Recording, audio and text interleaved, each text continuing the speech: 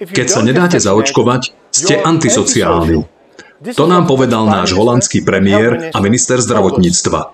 Nedáte sa zaočkovať len kvôli sebe, ale aby ste ochránili ostatných. Robíte to pre celú našu spoločnosť. To je to, čo nám povedali. Dnes sa to ukázalo ako úplný nezmysel. Na COVID vypočúvaní v Európskom parlamente mi jeden z vedúcich predstaviteľov Pfizeru práve priznal, že v čase uvedenia na trh vakcína nebola testovaná na zabránenie prenosu vírusu. Toto ruší akýkoľvek právny základ pre COVID pasy. Tie COVID pasy, ktoré viedli k masívnej inštitucionálnej diskriminácii, pričom ľudia stratili prístup do podstatnej časti spoločnosti. Z môjho pohľadu je to šokujúce, dokonca trestné. Prosím vás preto, pozrite si toto video až do konca.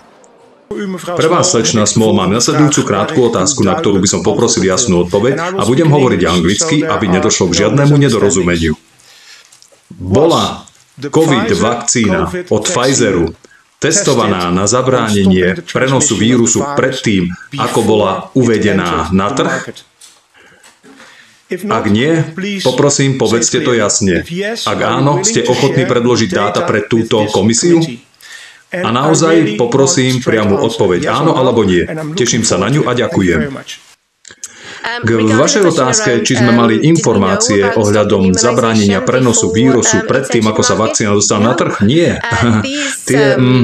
Viete, naozaj sme museli konať rýchlosťou vedy, aby sme pochopili, čo sa reálne deje na trhu.